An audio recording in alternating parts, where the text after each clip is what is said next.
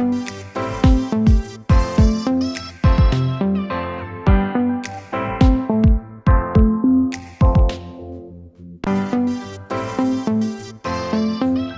everyone, and welcome to another video from ovesen.net. This is the first video of 2019, and I thought I'll revisit my Commodore 128. This machine is in a very good condition, but I still thought I might do some improvements after all. I did a video on this once before, and the thing I did then was to clean up the keyboard, because some of the keys were not functioning very well. However, doing that I did some poor soldering job on the keys that has switches. For example, this display change key is not working. And when I turn on the machine, it goes into 80 columns mode, which my TV doesn't support, so I only get a blank screen. So let me show you what happens if I turn the machine on. So I get the picture, but no text and no cursor. However, it does boot into Commodore 64 mode. So that part works fine. Another thing you might notice is that the plastic is quite yellowed, and the keyboard itself is, the keycaps are yellowed. So I'm planning to do some retrobrighting as well.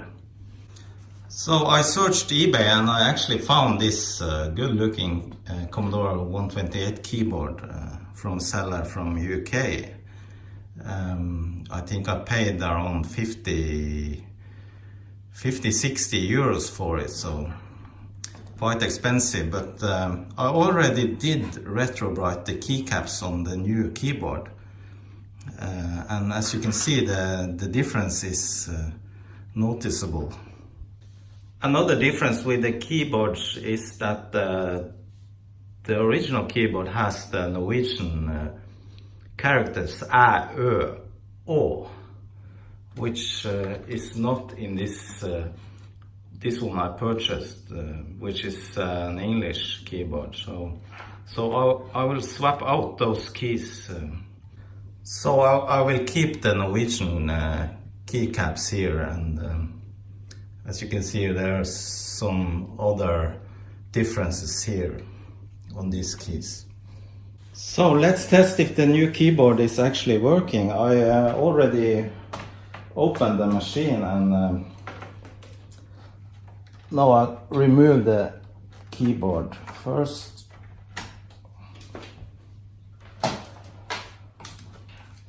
And then I'll put in I connect the new keyboard.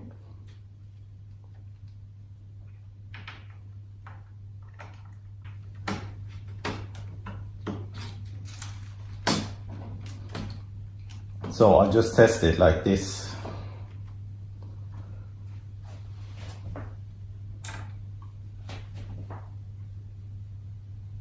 Okay, so as you can see, the keyboard is actually working.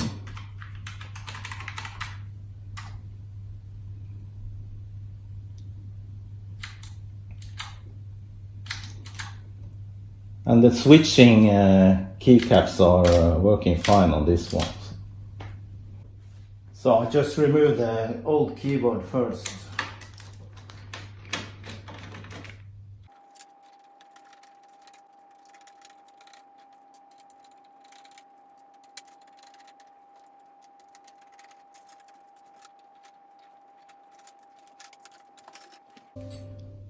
Now here you really see the difference in the coloring, the yellowing of the old keyboard versus the new one.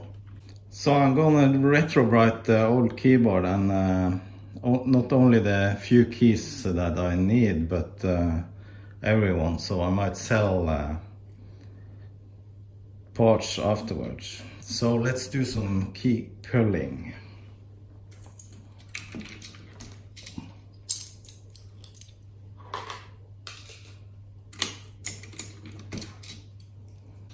Okay, that's it. Let's do some retrobrighting on these keys. So the method I'm using to retrobright the keys is the same as I've used before, with using this oxy cream peroxide, 12%. So I just put a good amount on this sheet of baking paper here.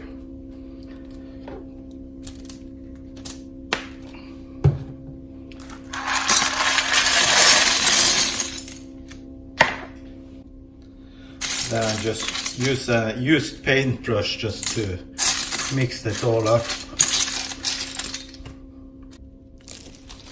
And then I use plastic gloves. I don't want this stuff on my skin.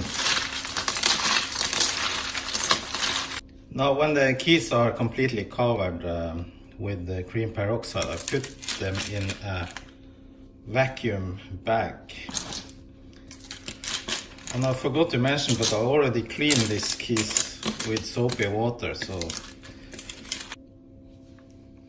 now I got 2 vacuum bags here, and I try to distribute the keys around a bit. Then I use my vacuum machine actually to suck out all the air from the bags. That creates an airtight and vacuumed bag, which are sealed afterwards.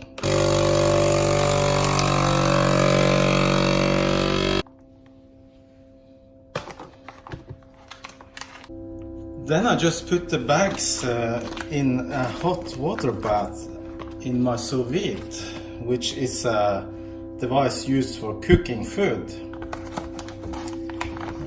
at 56 degrees. A sous vide keeps the temperature steady by circulating water inside the machine at a specific temperature.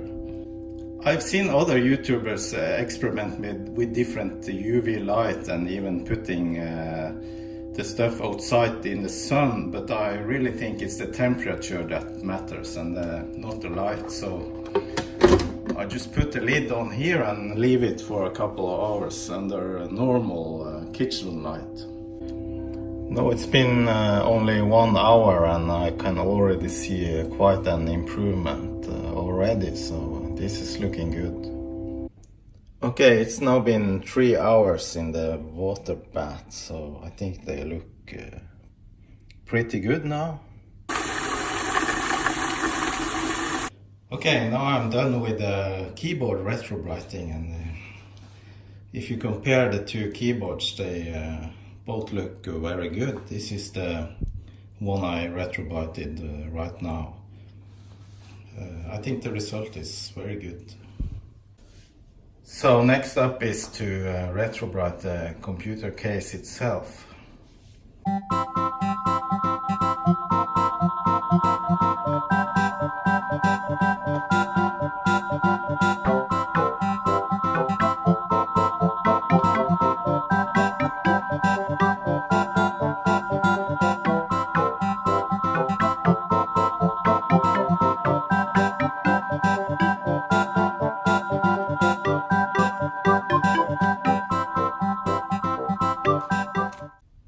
So I covered the large parts with cream peroxide and plastic film.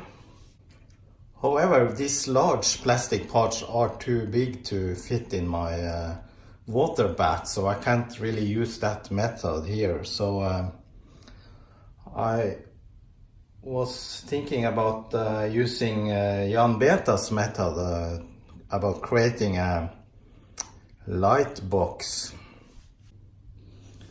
So here it is, my own version of the light box. So thank you, Jan Beta, for that tip.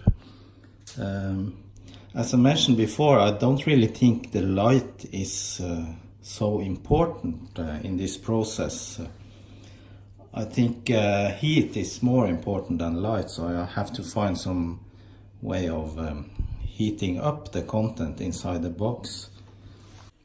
So what I'll try to do is to use this lamp here, which is a 30 watt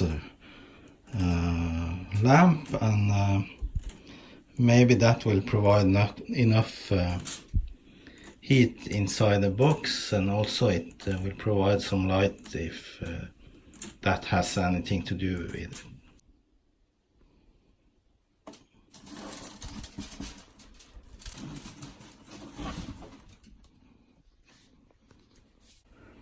I don't have any UV light, so I'll try this first and see how it goes. And of course I will monitor the temperature inside the card box. I don't want to start a fire. So the temperature is rising inside my box, which is good. I hope I can reach above 50 degrees Celsius.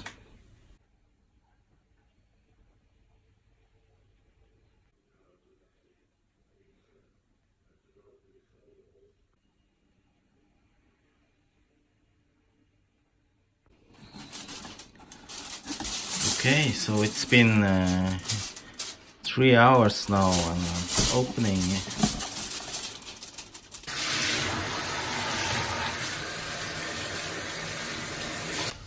Okay, so I have cleaned and dried the plastics, and as you can see, the result is not too good.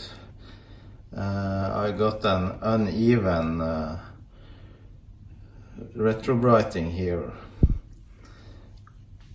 So I think the problem is that I should have massaged plastic and more often, and made sure that the cream was evenly distributed. However, this shows that my method works, at least. So I will do one more round with retrobrighting and try to improve the result. So I had the plastic inside the box for the second time a couple of hours, and this time I rubbed the plastic sheet around every 15 minutes, and it looks good now. Let's unwrap it. So after a second round with retrobrighting, I think it looks okay. There I can still see a few shadows, maybe a few color differences, but the yellowing is pretty much gone, so I'm pretty pleased with it. I also put back the keyboard and swapped the Norwegian keys here, and you can notice a little color difference between the keys from the other keyboard. So I think that was it. I assembled the machine, and I'm ready to test if it still works and if the keyboard is functional.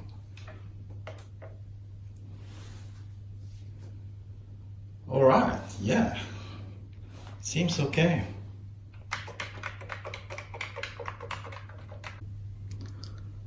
Okay, I think I have fully restored this Commodore 128, and it's working perfect now, and I'm pretty pleased with the result, and I'm looking forward to play some games on it. So thank you for watching, and please subscribe to my channel, and maybe I'll see you in my next video. Bye bye.